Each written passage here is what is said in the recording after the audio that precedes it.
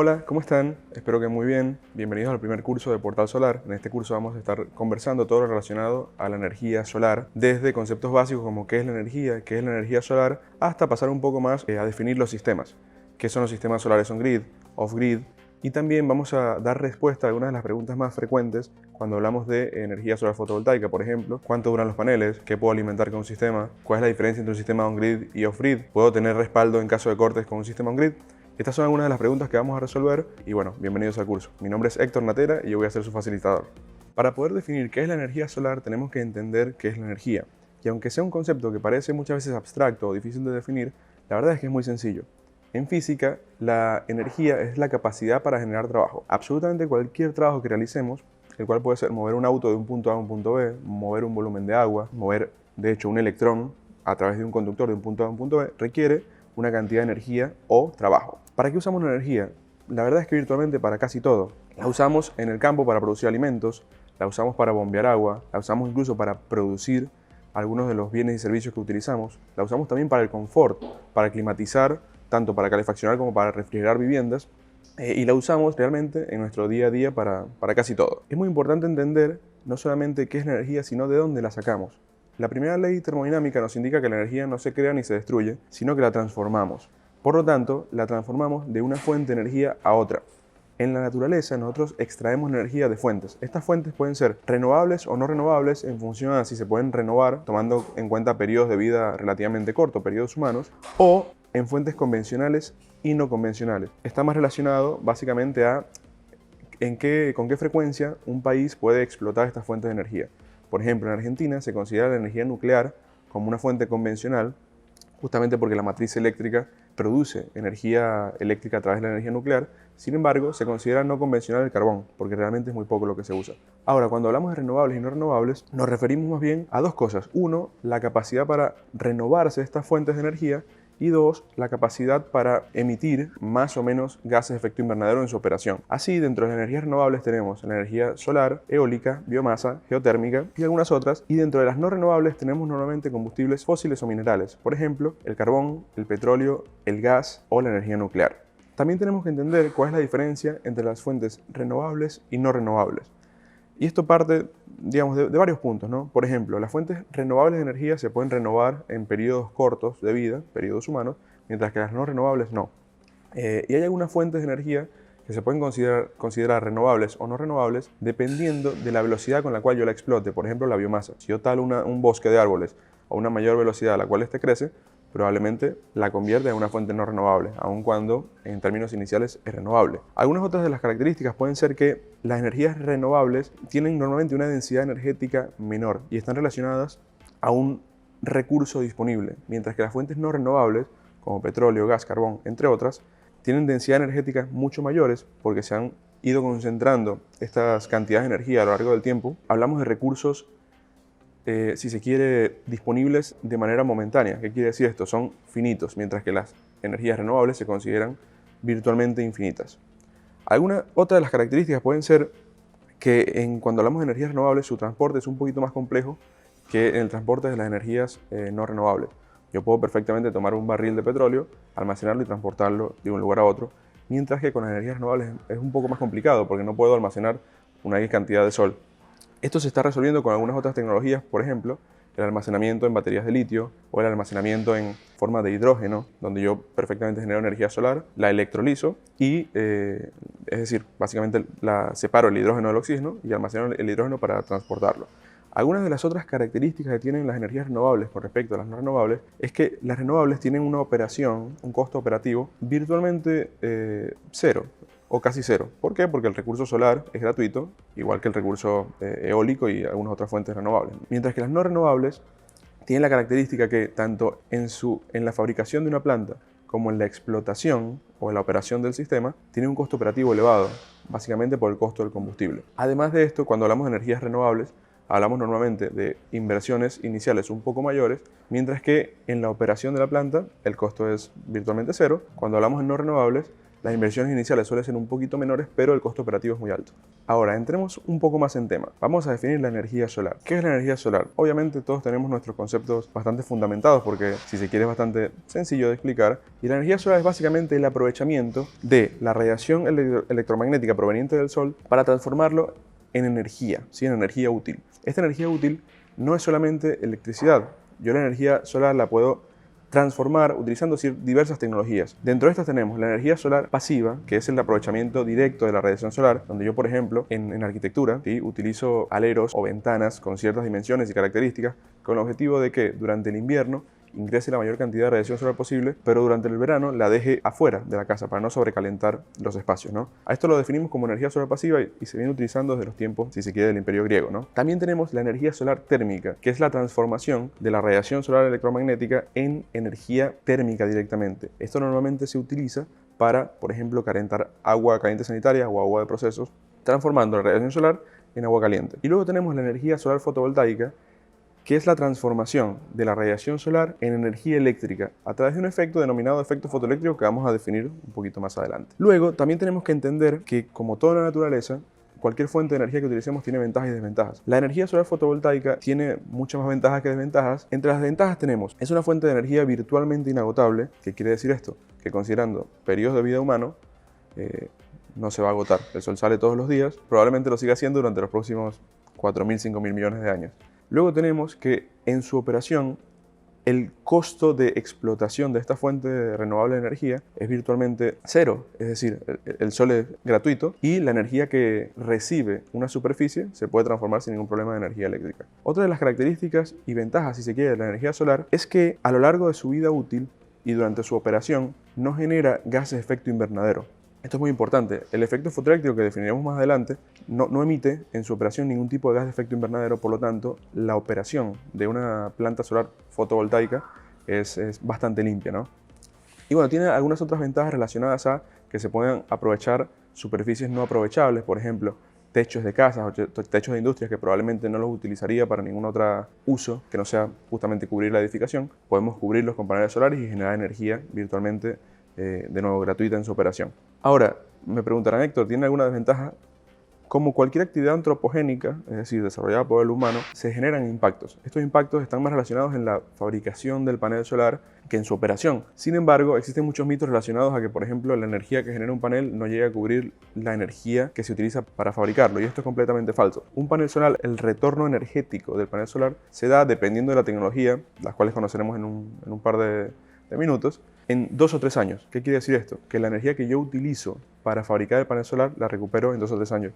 Y la mayoría de las empresas hoy en día utilizan justamente energías renovables para fabricar los paneles. Por lo tanto, el impacto ambiental que generan los paneles solares y la energía solar fotovoltaica en general es mucho menor que el impacto ambiental de las fuentes no renovables. En este segundo módulo vamos a explicar qué es la energía solar fotovoltaica. Una de las tecnologías de energía solar, como ya vimos anteriormente, tenemos la energía solar pasiva, la energía solar térmica y la energía solar fotovoltaica. La fotovoltaica es una de las tecnologías las cuales utilizamos para muchas, digamos, aplicaciones. Dentro de estas aplicaciones están energizar casas, ¿sí?, aisladas de la red, normalmente en entornos rurales, generar energía eléctrica en fábricas, casas o industrias conectadas a la red eléctrica con el objetivo de generar un ahorro de la red. También la utilizamos para alumbrado público, para bombeo de agua, etcétera, etcétera, etcétera.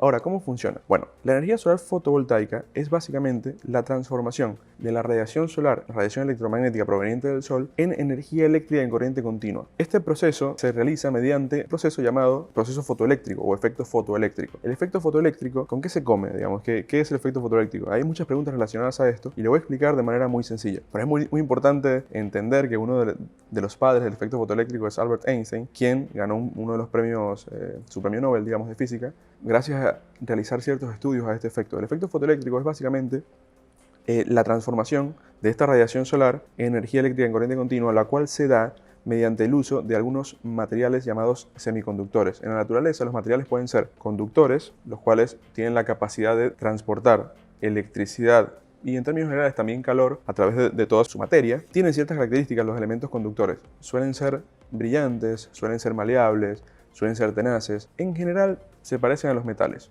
Luego tenemos elementos no conductores, los cuales oponen una muy alta resistencia al paso de corriente. Estos elementos suelen ser cerámicos, algunos polímeros, madera, etcétera, etcétera, y tienen ciertas características bastante similares. Son menos brillantes, en líneas generales, por su estructura molecular, su estructura atómica. Y luego tenemos en el medio elementos que parecen ser no conductores, pero que mediante la aplicación de ciertas cantidades de energía solar en este caso, se transforman como conductores y tienen la capacidad de, mediante recibir los fotones de luz o la radiación electromagnética proveniente del Sol, transformarla en electricidad. En términos generales, así es como funciona el efecto fotoeléctrico. Y ahora, ¿cuáles son estos materiales o elementos semiconductores de los cuales me hablas? Realmente hay varios, ¿sí? Las celdas solares pueden estar fabricadas de muchos elementos. Normalmente, las celdas solares que más conocemos en la naturaleza, digamos, o que más encontramos, son celdas solares de silicio. El silicio puede ser de silicio cristalino o silicio amorfo. Y dentro de las celdas de silicio cristalino, tenemos las de silicio monocristalino y policristalino. Estas dos tecnologías suelen ser las tecnologías más aplicadas a nivel, si se quiere, comercial, industrial o residencial, digamos, a una escala de explotación comercial, producto de su relación costo-beneficio que suele ser muy positiva. Sin embargo, también existen otras tecnologías o otros tipos de celdas fabricadas con otros componentes. Es así como tenemos, por ejemplo, celdas de cobre, indio y selenio, celdas de teluro de cadmio, celdas de arsenuro de galio, entre otras. Existen celdas fotovoltaicas con rendimientos hoy en la actualidad superiores a las de silicio policristalino y monocristalino. Sin embargo, su costo también es mucho mayor, por lo tanto, las que se suelen utilizar de nuevo para explotar con fines comerciales suelen ser de silicio monocristalino y policristalino. Un conjunto de celdas conectadas entre sí, normalmente en serie, haciendo una conexión eléctrica en serie, forman un módulo solar, ¿sí?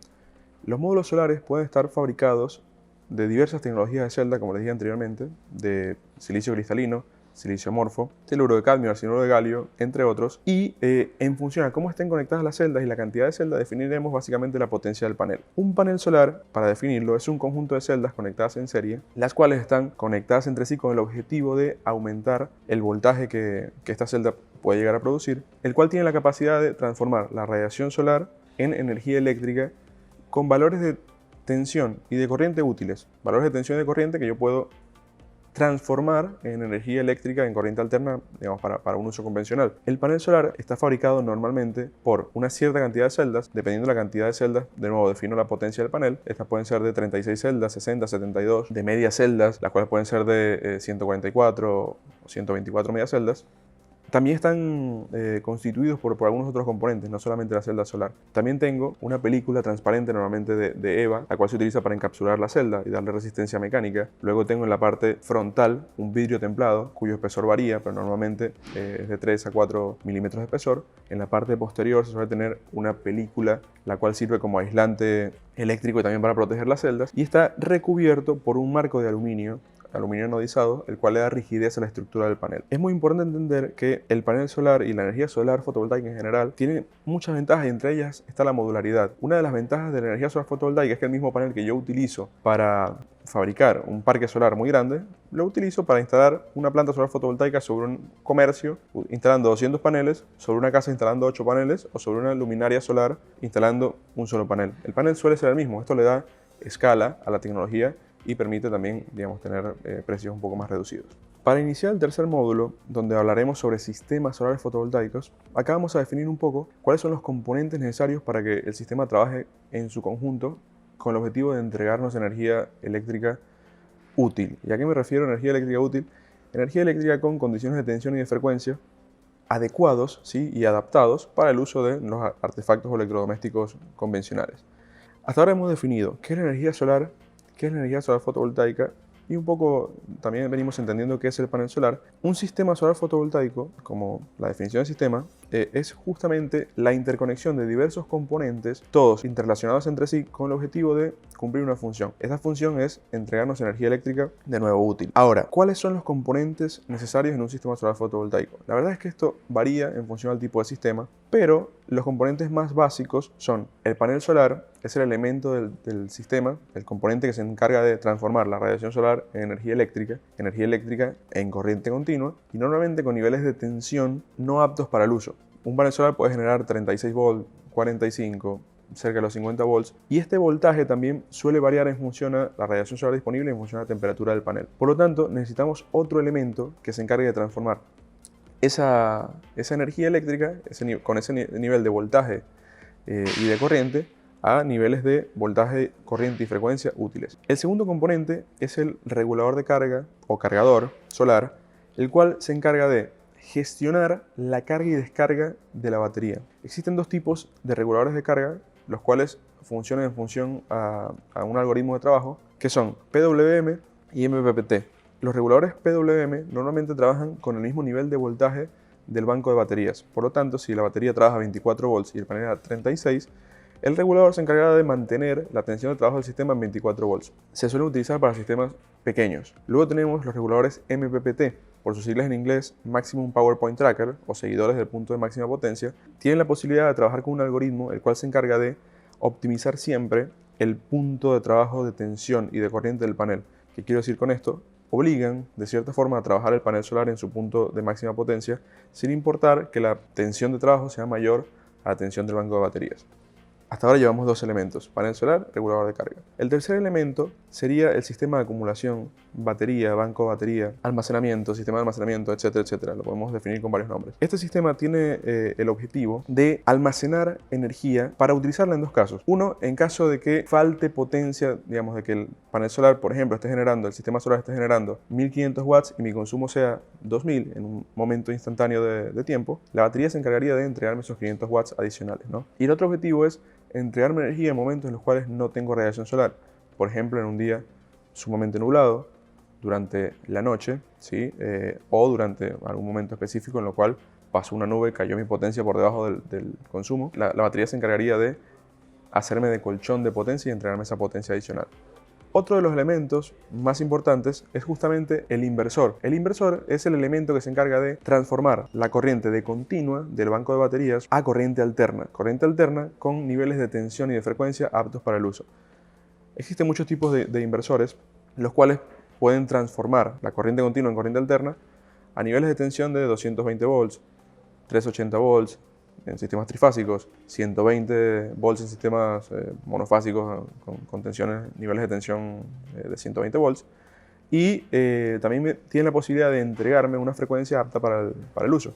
En el caso de Argentina, los niveles de tensión y de frecuencia que se utilizan son 220 volts y 50 Hz. Sin embargo, en otros países los niveles de tensión son distintos. Entonces, este inversor es el componente que se encarga de transformar la energía eléctrica en corriente continua y en niveles de tensión no adecuados para el uso, en niveles de tensión adecuados para el uso y en corriente alterna. Hasta ahora definimos panel solar, banco de baterías, regulador de carga e inversor. Existen algunos otros elementos dentro del sistema, como elementos de protección, por ejemplo, térmicas diferenciales, térmicas en continua, elementos de conducción, como por ejemplo cable solar, y también tenemos un elemento, un componente al cual no muchos le acreditan, si se quiere, la importancia que merece, que es la estructura de soporte. La estructura de soporte es uno de los elementos más importantes del sistema porque tiene la capacidad de cumplir con tres funciones. Una de estas funciones es darle rigidez al sistema, básicamente unir todos los paneles solares en un conjunto. La otra es unir los paneles solares a mi superficie, que esta superficie puede ser el techo de una fábrica, el techo de una casa, puede ser el suelo, y dependiendo del tipo de suelo podré utilizar uno u otro tipo de estructura.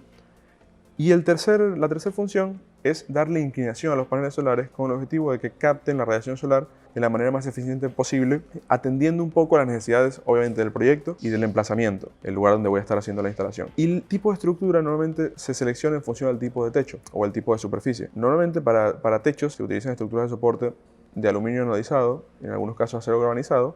Para suelos se suelen utilizar más estructuras de soporte de acero por un tema de costos. Cuando hablamos de sistemas solares fotovoltaicos, es importante entender que existen muchos tipos de sistemas. Estos sistemas se dimensionan y se diseñan en función un poco de la necesidad de cubrir. Por ejemplo, tenemos los sistemas solares on-grid o conectados a la red. Este tipo de sistemas tiene el objetivo de generar energía para desplazar la corriente que viene de la red eléctrica. En este caso, una de las aplicaciones son, por ejemplo, aplicaciones residenciales, comerciales e industriales, donde yo busco generar un ahorro económico con el paso del tiempo. Este ahorro económico va a estar relacionado a la energía eléctrica que yo me voy a ahorrar de la distribuidora eléctrica, y donde, en el caso, dependiendo obviamente del lugar donde se va a instalar y de la posibilidad de hacerlo, donde yo podría en muchos casos, venderle los excedentes de energía, es decir, la energía que me sobra, luego de consumirla a la distribuidora eléctrica. En este caso se suele generar un saldo a favor. Este saldo a favor me permite reducir en meses posteriores al mes en cuestión mi consumo de energía y por lo tanto también mi cuenta eléctrica, ¿no? Este tipo de sistemas tienen ciertas características, ventajas y desventajas. Por ejemplo, en los sistemas on-grid yo tengo la característica que este sistema necesita sí o sí trabajar con la red eléctrica. En este tipo de sistemas yo no tengo, por lo menos la concepción más básica de este tipo de sistemas, un banco de baterías. La base de potencia me la da la red eléctrica. Por lo tanto, los elementos de este sistema van a ser paneles solares, mi inversor on-grid, el cual normalmente tiene un regulador de carga o un cargador incorporado, y la red eléctrica, ¿sí?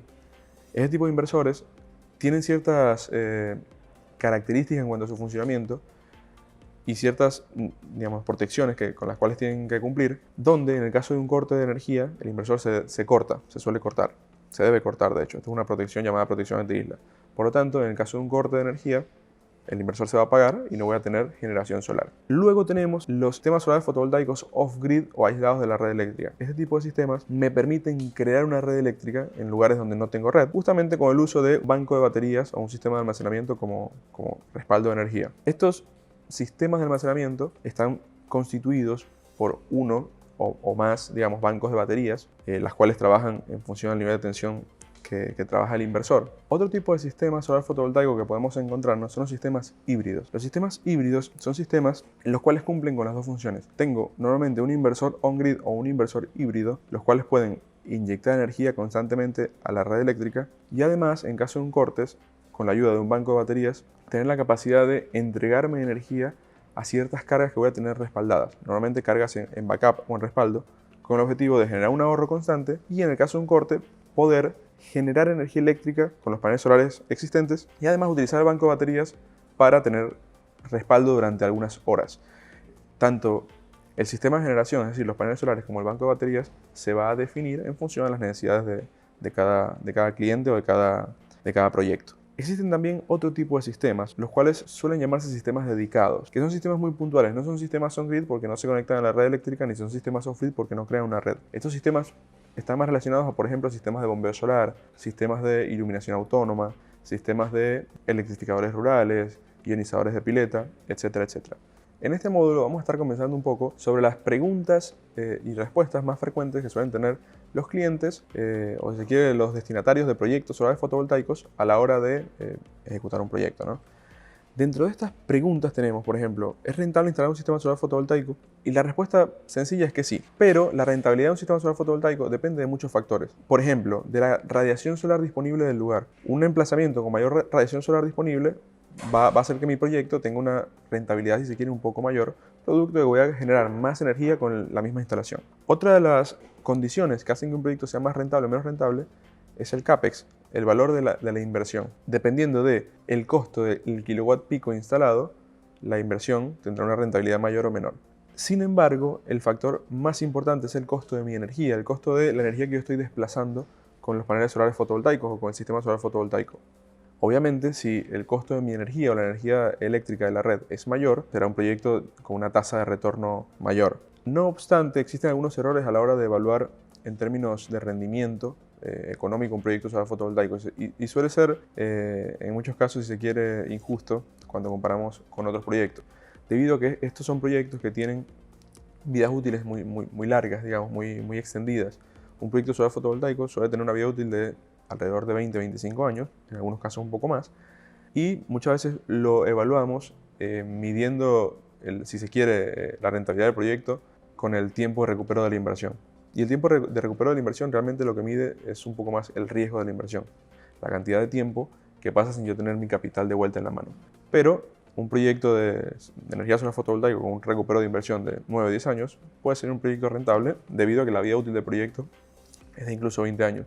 Existen algunas otras herramientas para determinar si el proyecto es rentable o no, como por ejemplo el valor actual neto y la TIR, los cuales suelen ser indicadores que son positivos en un proyecto solar fotovoltaico.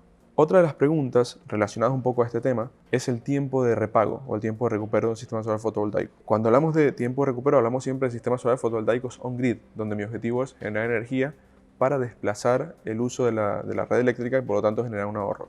Ahora, el tiempo de recupero varía en función a las, si se quiere, condiciones que charlamos anteriormente, donde están la radiación solar disponible, donde está el costo de la energía eléctrica de la distribuidora eléctrica, el valor del capital, es decir, mi costo de financiamiento o el costo que yo le dé a mi capital, mi costo de oportunidad, entre otros. Sin embargo, el tiempo de recupero varía desde los 5 hasta los 10 años. En algunos casos un poco menos, con la ayuda de algunos incentivos, en algunos casos un poquito más. Esto se tiene que evaluar en cada caso particular y es muy importante asesorarse con un experto. Otra de las preguntas típicas que nos suelen hacer es ¿qué es la generación distribuida, la inyección de energía a la red, si se puede inyectar o no? En Argentina existe un marco regulatorio bastante claro, con una ley nacional, la 27424, la cual me permite crear las condiciones, digamos, si se quiere, regulatorias para poder generar energía desde el consumo, es decir, pasar de ser un simple usuario de energía a ser un usuario y generador o usuario generador, como se llama en la ley, con el objetivo de que yo pueda generar energía a través de fuentes renovables, las cuales pueden ser cualquier fuente renovable. Normalmente cuando hablamos de generación distribuida hablamos de energía solar fotovoltaica, y vender los excedentes, es decir, lo que me sobra de mi generación de energía a la red eléctrica. Estos excedentes normalmente se venden en la distribuidora eléctrica a un valor, a un precio de energía un poco inferior al precio de la energía que me cobran a mí. Esto básicamente con el objetivo de incentivar el autoconsumo y la venta de excedentes, y no al revés. Entonces, la generación distribuida es básicamente la posibilidad de generar energía no solamente desde grandes plantas de generación, sino también desde el consumo, desde los usuarios, sean residenciales, comerciales o industriales, los cuales tendrán la posibilidad de no solamente generar energía para autoconsumirla, sino también de volcar los excedentes de generación a la red eléctrica, los cuales serán reconocidos por la distribuidora eléctrica. ¿Qué requisitos tiene que cumplir mi casa o fábrica o industria para instalar un sistema solar fotovoltaico y poder vender energía a la red eléctrica? Existen algunos requisitos técnicos. Uno es estar conectado a la red eléctrica, a una distribuidora y en una provincia que estén adheridos a la ley nacional, en el caso de Argentina. La otra es instalar una potencia solar fotovoltaica igual o menor a mi potencia contratada en usuarios residenciales monofásicos. El límite son 5 kilowatts, en usuarios residenciales trifásicos el límite son 10 kilowatts trifásicos, y en usuarios comerciales e industriales el límite será la potencia contratada que tenga cada usuario con la distribuidora eléctrica. Otra pregunta típica suele ser si un sistema solar fotovoltaico sirve para sustituir un grupo electrógeno. Cuando hablamos de sustituir un grupo electrógeno, es decir, tener respaldo en caso de cortes de energía, estamos hablando de sistemas solares fotovoltaicos off-grid o aislados de la red, sistemas con baterías básicamente. La respuesta rápida es que sí, sin duda alguna. Sin embargo, obviamente depende del tamaño del grupo electrógeno y depende de las cargas que vamos a abastecer. En términos técnicos se puede abastecer cualquier necesidad con energía solar fotovoltaica. Sin embargo, se debe dimensionar el tamaño del proyecto en función a las cargas y en función básicamente de los consumos a abastecer. A la pregunta anterior viene relacionada la siguiente pregunta, y es si se puede abastecer cualquier consumo con energía solar fotovoltaica. La respuesta nuevamente es que sí, sin ningún problema se puede abastecer cualquier tipo de cargas o cualquier consumo con energía solar fotovoltaica. Lo que va a variar en este caso es el tamaño del proyecto y también, sin duda alguna, la inversión inicial. Pero existe la posibilidad de alimentar desde una heladera hasta aires acondicionados o incluso comunidades rurales aisladas de la red completas con energía solar fotovoltaica. Claramente, el tamaño del proyecto va a escalar en función a cómo escala el consumo de energía y la demanda de potencia, los cuales estos dos factores son los principales a la hora de determinar tanto la cantidad de paneles solares necesarios como la potencia del inversor y el tamaño del banco de baterías. Otra de las preguntas básicas que nos suelen hacer es si los paneles solares generan energía aun cuando no hay sol. Cuando digo no hay sol me refiero obviamente a un día muy nublado, no de noche. Y la respuesta es que la radiación solar que incide, sí, si se quiere, desde el sol, incide en tres componentes. Llega a la Tierra en tres componentes. Un componente de radiación ultravioleta, un componente de radiación infrarroja y un componente de radiación visible, es decir, luz visible. Es la luz que nosotros podemos ver. Las nubes suelen ser como de cuerpos opacos, es decir, impiden el paso de la luz infrarroja y visible. Sin embargo, la ultravioleta, por la frecuencia y la cantidad de energía que trae, puede atravesar las nubes. Los paneles solares, dependiendo de la tecnología, pueden absorber, ¿sí?, y transformar en electricidad un porcentaje de cada una de estos tipos de energía o estos tipos de radiación. Por lo tanto, los paneles solares también captan un porcentaje de la radiación solar ultravioleta. Sin embargo, la producción de energía del panel solar va a caer. Más o menos un día muy nublado, un panel solar genera entre el 10 y el 25% de su potencia nominal. Con un día totalmente diáfano, el panel solar podrá llegar a generar hasta el 100% de su potencia nominal. Hasta acá el módulo de preguntas y respuestas y hasta acá este curso inicial de energía solar fotovoltaica. Espero que les haya gustado mucho. Quedamos obviamente a disposición para cualquiera de sus preguntas y sus consultas. Les agradezco mucho por el tiempo.